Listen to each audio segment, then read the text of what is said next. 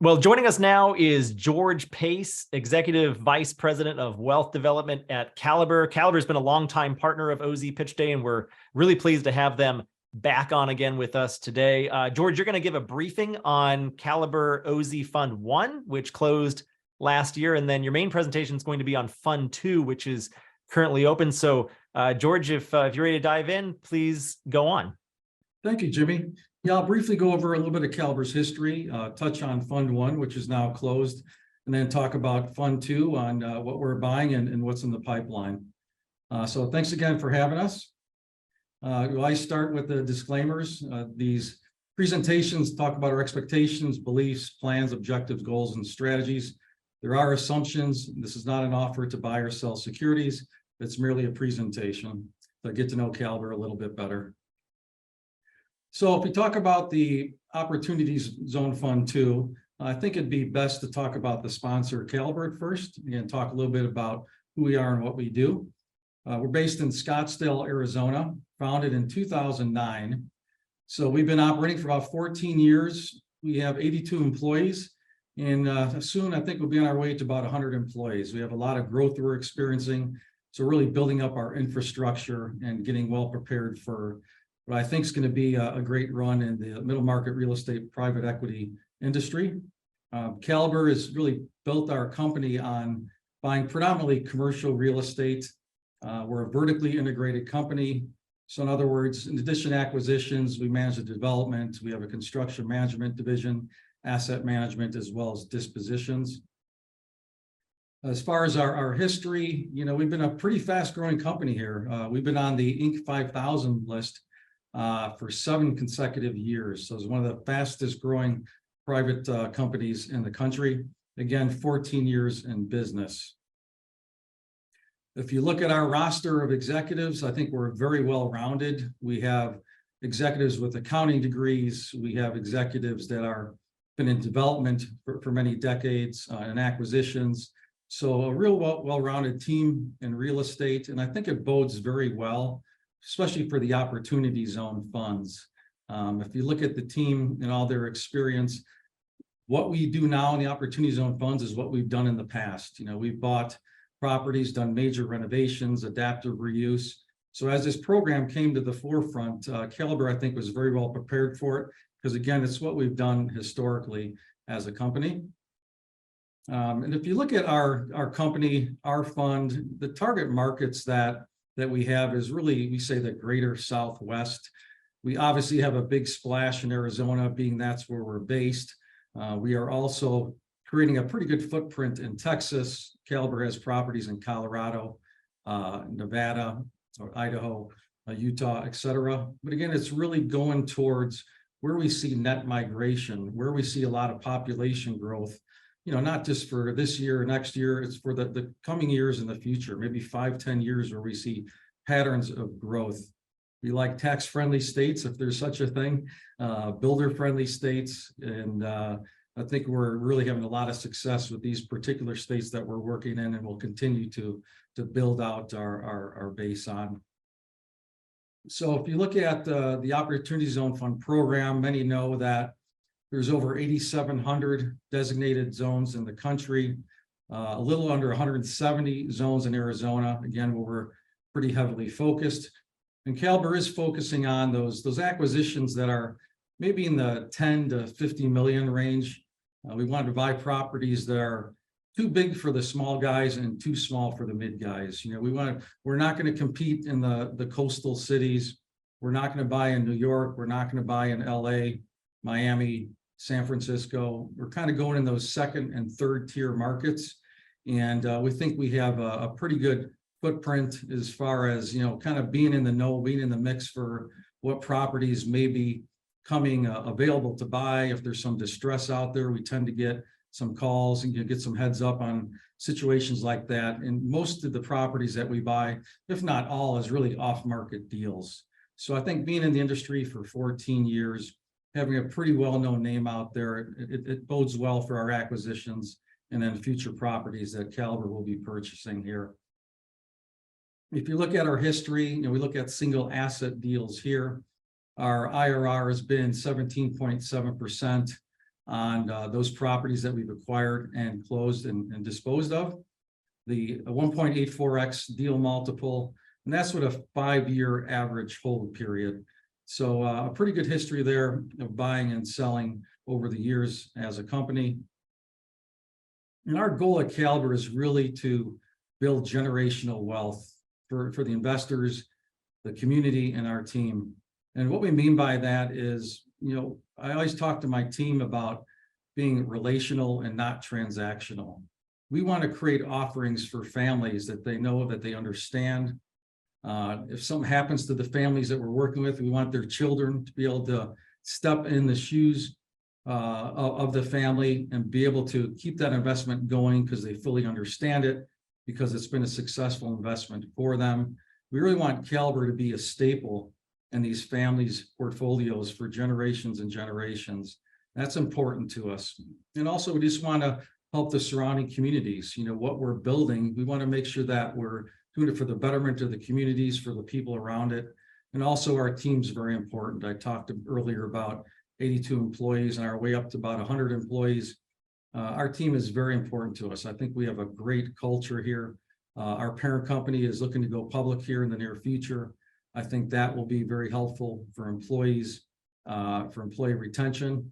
And as we continue to attract, I think, the best talent out there, we want to make sure that we've got a great culture and a great environment for those who want to work with Caliber. So if you look at the Fund 1, the Opportunity Zone Fund 1, that raised over $182 million. That was opened in October of 2018. There were 16 properties in that fund, and it was predominantly focused in Arizona. And we did start making a splash in Texas. And I think you're going to see a lot more acquisitions by Caliber on behalf of our investors in the state of Texas.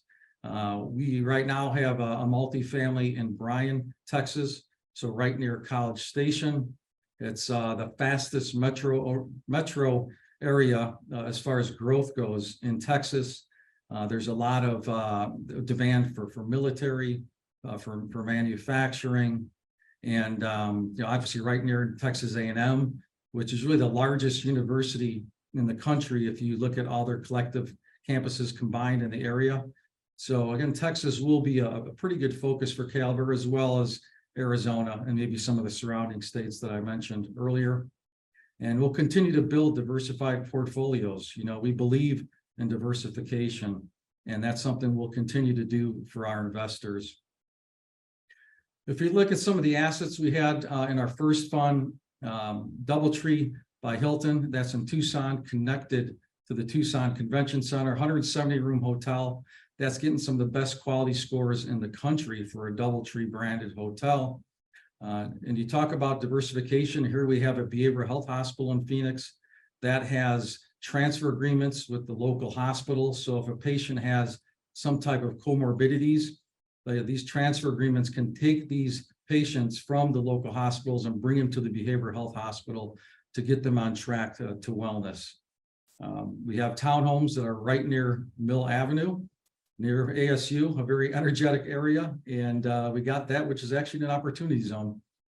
We have some multifamily in downtown Mesa, right where ASU is building an additional campus, their film school. It's a block south of Main Street, 144 units.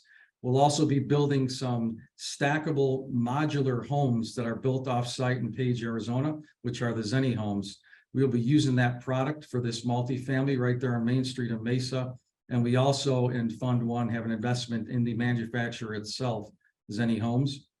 Jordan Lofts there, that's a multifamily that is in Bryan, Texas, where again, we're starting to do a lot of additional building there. And then lastly, Riverwalk, that's, I think, a great acquisition. That is right there off the 101 across from the spring training facilities, by Talking Stick, by the casino.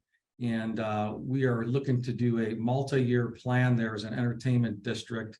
And we have a master plan we're working out with some major tenants. So not a whole lot I could say in addition to that right now, but you can expect some announcements down the road there.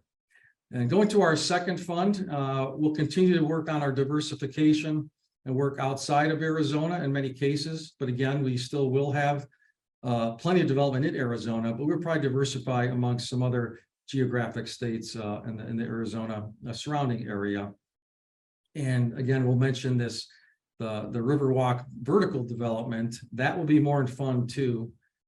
So we acquired the right to the land leases in Fund 1, and then Fund 2 is going to be the beneficiary of that prime property as we go vertical on many projects in that Riverwalk district there in Scottsdale. Fund 2 is a $250 million offering. The management fee, you can see 1.5% of aggregate capital contribution. So it's just of capital raised. We have carry amounts for 2 different investment amounts. If you go to the Class B units, which is an 80-20 split, that's for $1 million and above. We have great representation from our attorneys, from tax counsel, which is obviously very important in the Opportunity Zone funds. And we are audited by Deloitte, one of the major tax firms out there. And this slide, many people know, the tax benefits, the capital gains you may have from a business sale, a stock sale, a real estate sale. You won't have to pay tax on those particular gains if you place them in the Opportunity Zone fund till April of 2027. Hopefully they're going to be extending some of these benefits. That remains to be seen, but that would be great for investors and all the sponsors as well. The big benefit is really the 10 years in the fund. You're invested for 10 years, all that potential growth will come out tax-free. And I really want to highlight this slide about the last part of community impact. I think that's very important. For this program, the Opportunity Zone Fund program to get extended, I think us as the sponsors really need to do a good job of reporting what kind of impact we are creating for the communities that we're investing in. Caliber does have a quarterly impact report that we provide to our investors, and that shows jobs created, how we're improving communities, increasing the taxation dollars, which again will help the communities that we're investing in. So we need to continue to toot our horns here and how this program is working, and again how this is benefiting all those involved for the Opportunity Zone funds. Now, if we look at the current assets and some pipeline here for Fund 2, the Fund 2 does have an investment in the Mesa Commons project right there in downtown Mesa, again near ASU, 144 units, workforce apartments, and we think this is very strategically located. Again, by the campus there to ASU has opened up right near the light rail and all the surrounding growth around downtown Mesa, and then as well as the downtown Mesa revitalization that we're doing on Main Street. And this shows all the growth in downtown Mesa. So right there on Main Street, we have 10 buildings that we are actively leasing out and doing some TIs. And I think you're going to see a very, very different Main Street in Mesa here in the next couple of years. And Caliber is going to be a big part of that renovation. This shows the different buildings that we are executing leases on and doing the tenant improvements as we speak here.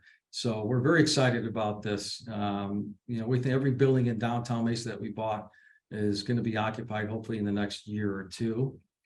Now, if you look at the Zenny Homes, this is the modular homes that I was talking about.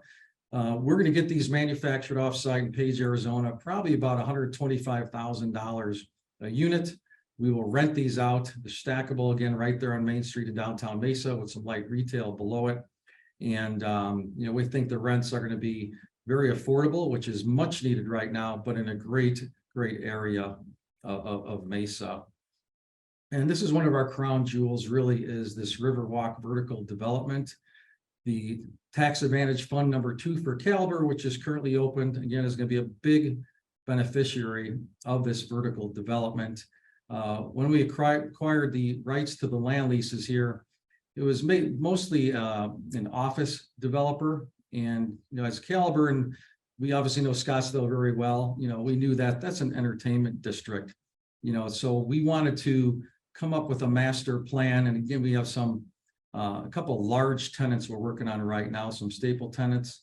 And then beyond that, there's many other indications of interest for this land, because there's many companies that wanted to be in this area. But again, because the prior owner of these land leases was more of an office builder. They just couldn't come to any kind of agreement. So now that we own it, we think we're on a very good track for the next several years. They have some very, very successful projects for our investors as we build out this prime land right off the 101 in Scottsdale. And just to, again, confirm, this was not an offer to buy or sell any securities. Is more just an educational presentation on Caliber, our history, and specifically our Opportunity Zone funds. And if anyone needs to reach out to Caliber or myself, my information is right here on the screen. My cell phone 623-512-6466, and an email george.pace@caliberco.com. I would be more than happy to answer any additional questions or inquiries. So thank you again for having me today.